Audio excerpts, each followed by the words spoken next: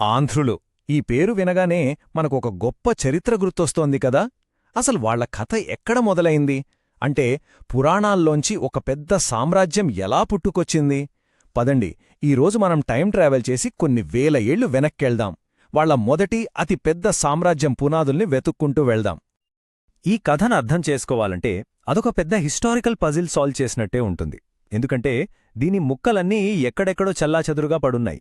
కొన్ని పాత గ్రంథాల్లో, కొన్ని రాతి శాసనాల్లో, మరికొన్ని ఏకంగా వేరే దేశాలవాళ్లు రాసుకున్న కథల్లో. మనమేం చేద్దామంటే ఒక్కో క్లూ పట్టుకుని ఈ మొత్తం చిత్రాన్ని కలిపి చూద్దాం.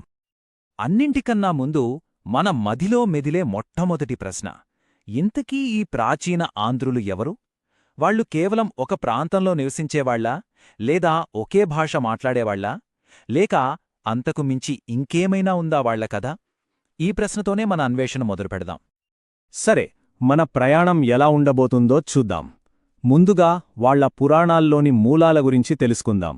ఆ తర్వాత వాళ్ల మొదటి గొప్ప రాజవంశం ఎలా మొదలైందో చూద్దాం. వాళ్ల సామ్రాజ్యం పీక్స్కి వెళ్ళినప్పుడు ఎలా ఉండేదో, వాళ్ల కల్చర్, లాంగ్వేజ్ గురించి, చివరగా వాళ్ల పతనం, వాళ్లు మనకు వదిలి వెళ్లిన గొప్ప వారసత్వం గురించి మాట్లాడుకుందాం. రైట్, మన అన్వేషణం మొదలుపెట్టేద్దాం. ముందుగా చరిత్ర పుస్తకాల్లో, పురాణాల్లోకి ఓ లుక్కేద్దాం. అసలు ఈ ఆంధ్ర అనే మాట మొట్టమొదట ఎక్కడ వినిపించింది? పాత గ్రంథాలు వీళ్ల గురించి ఏం చెబుతున్నాయో చూద్దాం.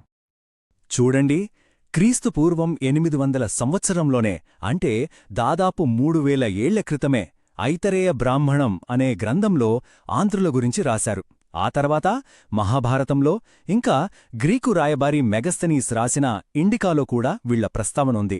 అంటే వాళ్ల మూలాల గురించి కథలు వేర్వేరుగా ఉన్నా ఒక్క విషయం మాత్రం క్లియర్: వాళ్లు చాలా ప్రాచీనమైన ప్రజలు, ఇందులో ఎలాంటి సందేహం లేదు.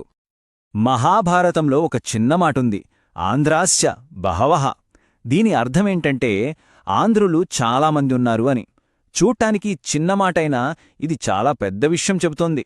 అంటే అప్పట్లోనే వాళ్లు ఏదో చిన్న గిరిజన తెగ కాదు, ప్రాచీన భారతదేశంలో ఒక ముఖ్యమైన పెద్ద సంఖ్యలో ఉన్న జనసమూహమన్నమాట. సరే, పురాణాల్నుంచి ఇప్పుడు మనం రియల్ హిస్టరీలోకొచ్చేస్తున్నాం. ఇక్కడే మన కథలోకి ఎంట్రీ ఇస్తారు శాతవాహనులు. అప్పటిదాకా ఉన్న ఆంధ్రులను ఒకే గొడుగు కిందకి తెచ్చి ఒక పెద్ద రాజకీయ శక్తిగా మార్చింది వీళ్లే. చెప్పాలంటే భారత చరిత్రనే మార్చేసిన రాజవంశమిది. ఒక్కసారి ఆలోచించండి, దాదాపు 450 ఏళ్లు మాటలు కాదు. రోమన్ సామ్రాజ్యం ఫుల్ స్వింగ్లో ఉన్న టైంలో మన దక్కన్ పీఠభూమిని వీళ్లు పరిపాలించారు. అందుకే వాళ్లది కేవలం ఒక డైనాస్టీ కాదు, అదొక శకం, ఒక యుగం. ఏ పెద్ద సామ్రాజ్యానికైనా ఒక స్టార్టింగ్ పాయింట్ ఉంటుంది కదా. శాతవాహనులకి ఆ స్టార్టింగ్ పాయింట్ స్థాపకుడు శ్రీముఖుడు, వాళ్ల మొదటి రాజధాని ప్రతిష్ఠానం. ఇక తమ పవర్ని అందరికీ చూపించటానికి వాళ్లు అశ్వమేధ యాగంలాంటి పెద్ద పెద్ద యాగాలు చేసేవాళ్లు. ఇవి కేవలం పునాదిరాళ్లు కాదు, మేమొక పెద్ద సామ్రాజ్యాన్ని కట్టబోతున్నాం అని గట్టిగా ప్రకటించడం లాంటిదనమాట.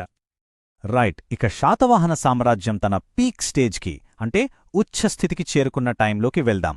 వాళ్ల సైన్యమెంత బలంగా ఉండేది, వాళ్ల రాజ్యమెంత దూరం విస్తరించి ఉంది, ఆ వైభవమేంటో చూద్దాం పదండి. సరే, ఇంతకీ వీళ్ళు ఎంత పవర్ఫుల్? ఇదంతా ఊరికే చెప్పుకోవడానికా, లేక వాళ్ల సైనిక బలానికి ఏమైనా ప్రూఫ్స్ ఉన్నాయా? అప్పటి ప్రపంచం వీళ్లను ఎలా చూసింది? 1,00,000 మంది సైనికులు.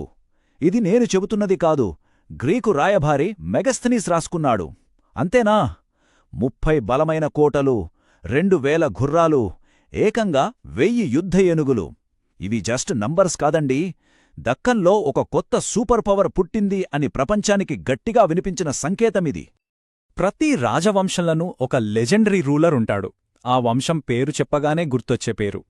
శాతవాహనులకు ఆ పేరే గౌతమీపుత్ర శాతకర్ణి. ఇతని టైంలోనే సామ్రాజ్యం తన వైభవంలో శిఖరాలకు చేరింది. రాజులకి ఉండే బిరుదులు వాళ్ల పవర్కి సర్టిఫికెట్లు లాంటివి. గౌతమీపుత్ర శాతకర్ణి బిరుదులు చూడండి.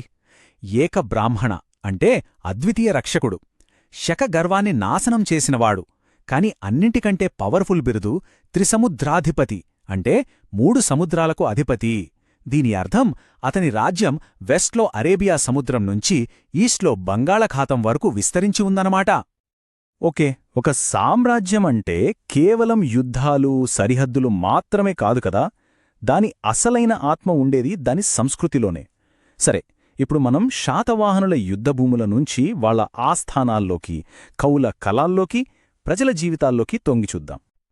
ఇక్కడే శాతవాహనుల గురించి మనకొక ఇంట్రెస్టింగ్ విషయం తెలుస్తుంది. వాళ్ళు కేవలం యోధులే కాదు, వాళ్ళు కవులు కూడా. వాళ్ళ రాజుల్లో ఒకరైన హాల్డు స్వయంగా ఒక కవి. ఆయన ప్రాకృత భాషలో గాథా సప్తశతి అనే పేరుతో 700 రొమాంటిక్ పద్యాలను కంపైల్ చేశాడు. ఆలోచించండి, ఒక రాజు కవి కూడా అవ్వడం వాళ్లకు కళల మీద ఎంత గౌరవం ఉందో చూపిస్తుంది. ఏ సామ్రాజ్యపు కథనైనా చెప్పడంలో భాషది చాలా పెద్ద పాత్ర. శాతవాహనులు మొదట్లో వాళ్ల అఫీషియల్ లాంగ్వేజ్గా ప్రాకృతాన్ని వాడారు. అది అప్పటి జనాల భాష. కాని రానురాను సంస్కృతం ఇంపార్టెన్స్ పెరిగింది. ఇది కేవలం భాషలో వచ్చిన మార్పు కాదు, అప్పట్లో జరుగుతున్న పెద్ద కల్చరల్, రిలీజియస్ మార్పులకు ఇదొక సూచన. శాతవాహనుల పాలనలో అన్ని మతాలనీ గౌరవించారు. ముఖ్యంగా బౌద్ధమతానికి వీళ్లు పెద్ద సపోర్టర్స్గా నిలిచారు. అందుకే అమరావతి, నాగార్జునకొండలాంటి చోట్ల వాళ్లు కట్టించిన గొప్ప గొప్ప స్తూపాలు, విహారాలు ఇప్పటికీ కనిపిస్తాయి. అవి వాళ్ల భక్తికి, ఆర్ట్ మీద వాళ్లుకున్న టేస్ట్కి నిలువెత్తు సాక్ష్యాలు. అన్ని గొప్ప సామ్రాజ్యాలలాగే శాతవాహనుల శకం కూడా ఒక ముగింపుకు వచ్చింది. కాని ఒక సామ్రాజ్యం కూలిపోతే దాని కథ అక్కడితో అయిపోతుందా? అసలు వాళ్ళు ఎందుకు పతనమయ్యారు? అన్నింటికన్నా ముఖ్యంగా మనకు ఏం వదిలెళ్లారు? 400 ఏళ్లకు పైగా నిలిచిన అంత పెద్ద సామ్రాజ్యం ఎలా వీకైంది? దానికి చాలా కారణాలున్నాయి.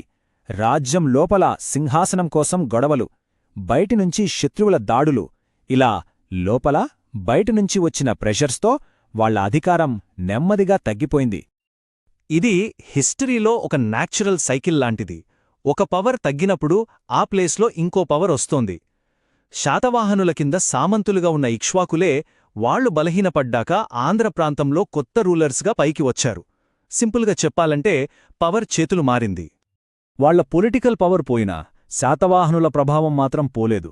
వాళ్ల లెగసీ ఇప్పటికీ ఉంది. ఎలాగంటే, తర్వాత వచ్చిన దక్కన్ రాజ్యాలకు వాళ్లొక పొలిటికల్ బ్లూప్రింట్ లాంటిదిచ్చారు. అమరావతిలో అద్భుతమైన బౌద్ధ కళను మనకందించారు. సాహిత్యాన్ని, వ్యాపారాన్ని ప్రోత్సహించారు. సో వాళ్ల సామ్రాజ్యం కూలిపోయినా వాళ్లు వేసిన పునాదులు మాత్రం చాలా బలంగా నిలిచాయి. కాబట్టి మనం ఈ ఒక్క ప్రశ్నతో ముగిద్దాం. సామ్రాజ్యాలు కూలిపోతాయి, అది నిజం. కాని వాటి వారసత్వంలో ఏది ఎప్పటికీ నిలిచి ఉంటుంది? వాళ్లు గెలిచిన యుద్ధాలా, లేక వాళ్లు ప్రోత్సహించిన కళ, వాళ్లు నిర్మించిన సంస్కృత? శాతవాహనుల కథ మనకు ఒకటి క్లియర్గా చెప్తోంది: రాళ్ళు, రాజ్యాలకన్నా కళ, సాహిత్యం,